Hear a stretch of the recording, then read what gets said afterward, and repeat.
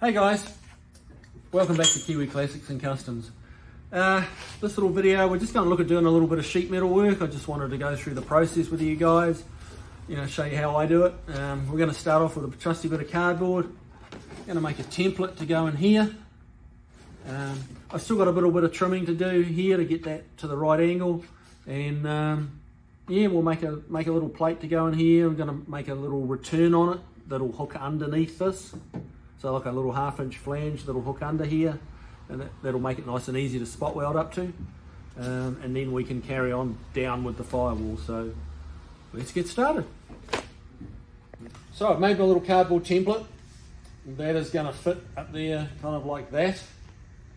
It'll be sloped on a bit of an angle like that way to allow a bit more room for the air cleaner. Transferred that to a piece of metal. Now I've left like 1/2 inch or so here. This is going to be a little flange which is going to go underneath the cowl and give us somewhere to weld up to. So just basically just added that. Now what we got to do, that's actually going to end up a straight line once the curve's in it. It's actually going to be flat instead of curving up as these corners come around. So normally with a flange like that, I'd use the brake and just fold it 90-degree bend easy, but we're not doing a 90 and we're doing a curve. So what I have to do is use something like this. This is a Woodward Fab bead roller with a special set of dies. This is almost like a skateboard wheel. It's like a soft, well not soft, but a pretty hard actually, urethane, but a lot softer than steel. And what we do is roll that. So this works quite well for doing these curved flanges. We're going to need a little more tension than that. Wind it down until this starts to really bury into the wheel here.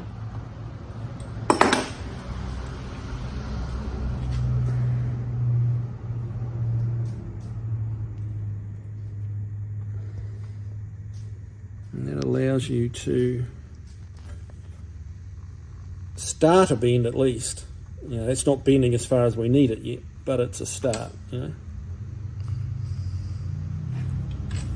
Try and go and do a couple of passes and get that edge to fold up. And then we put it into the shrinker stretcher, and we do a little more there.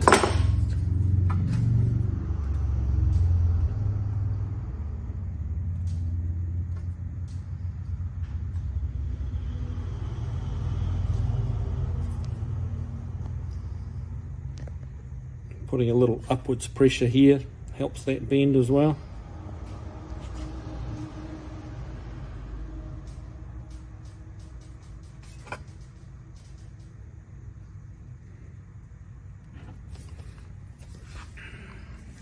Then we'll head to the shrinker stretcher.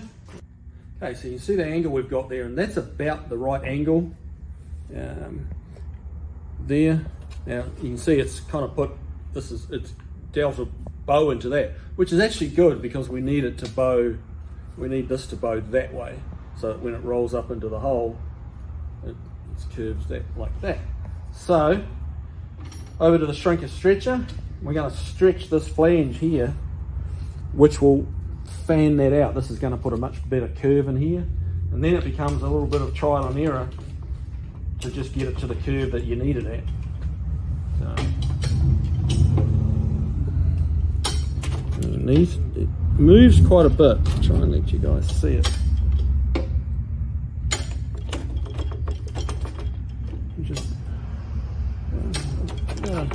Now I'm putting very little foot pressure on the pedal here, and you can see the curve developing already compared to this shaft that's not been through yet. So it's slow and easy on this, because if you get after it, you'll really stretch it and make a much bigger curve than what you want.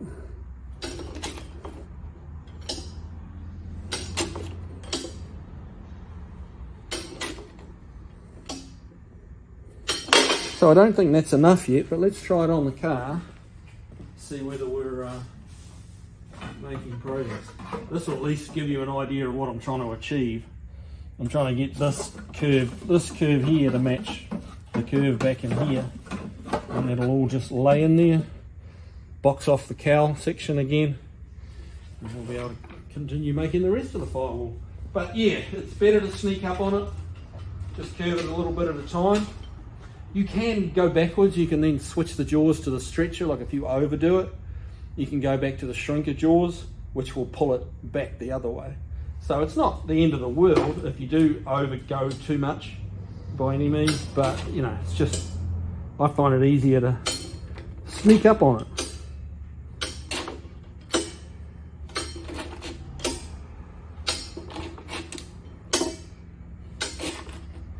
And at the end of the day, if you mess it up, it's a little piece of sheet metal. You know, you just put it down to learning, you know. We'll just keep trying. It's getting closer. We've probably got about an inch to go to get something to point with these from this edge back to that edge there. That's about an inch apart now, so we'll give it another little run through. And,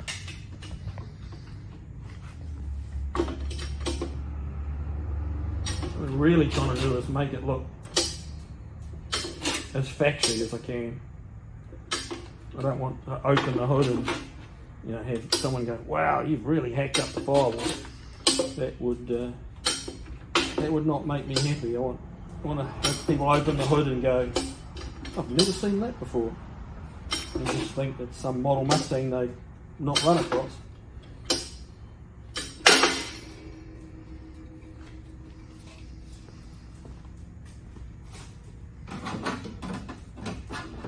That is getting pretty close. That has to go up here. Yeah, that's pretty close.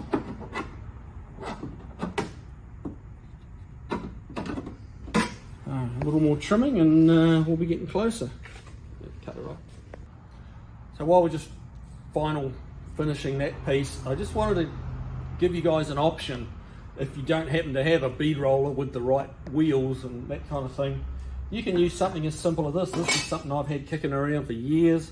It's just a bit of heavy gauge steel tube with a bit of 90-degree angle welded to it, and that'll just go in the vise. And you can use that for hammering, just making shapes with.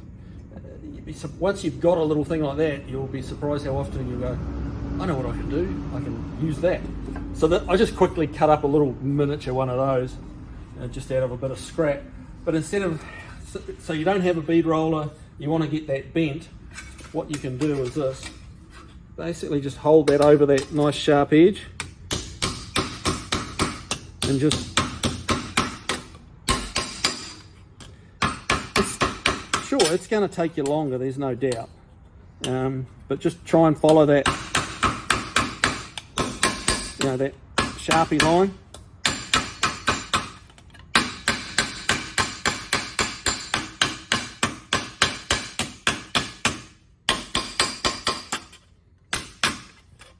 It should be a bit easier if the piece was bigger, but it's not.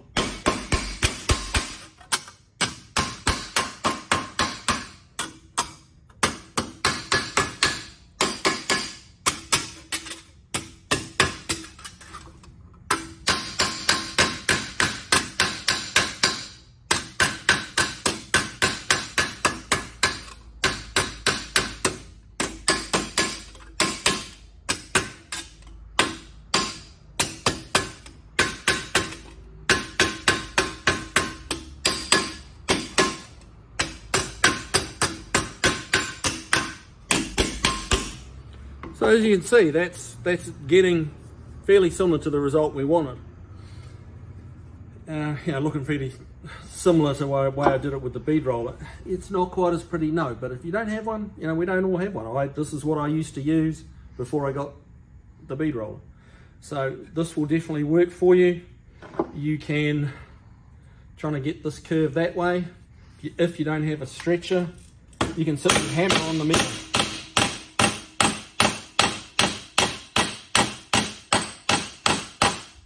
hammering on that will thin it out and spread it out, and you will eventually get a curve that way.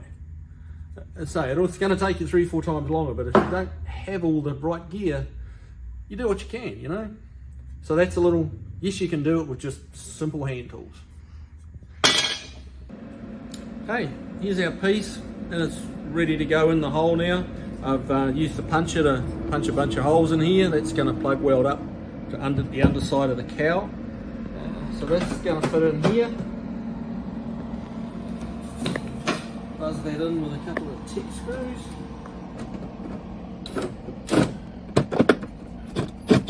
Different way.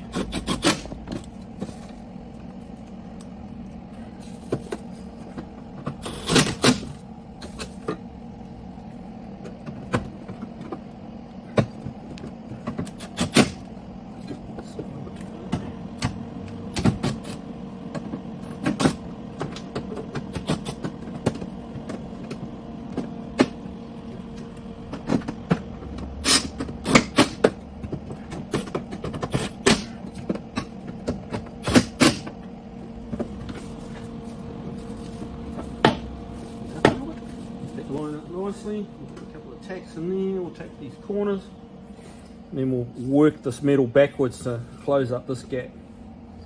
So.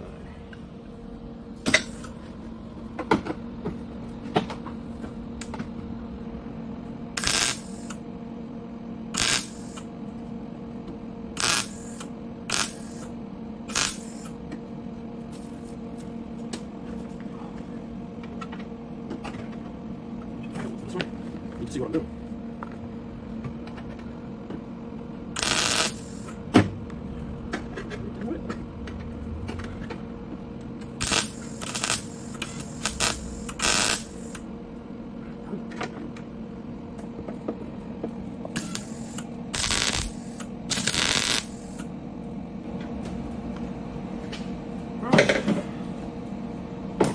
Let's just take, now we've got to close up this gap because it's a bunch of different shapes, this one.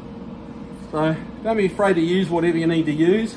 I'm just using this to push with, just because it's a softer radius. And we can just work that back, kind of stretch it into place. I don't want to just hammer hard on the edge and roll it over. I'm trying to get the whole thing to move back.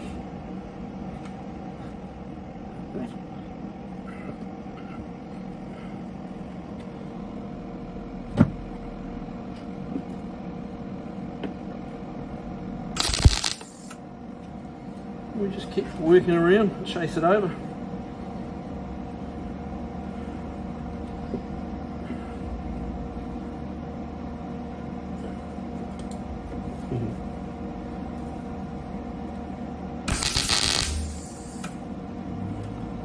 And we'll just keep working our way around. Get that into there. Get it stitched in.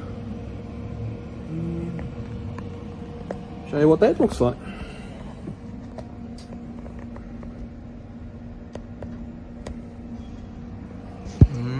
Okay, we've got this all welded in now. Looks quite pretty. So let's put the rigidity back in the cowl panel here. Next thing is to start making, rebuilding or replacing the rest of the firewall. So that'll be the next video. All right, you guys have a good one. Take care.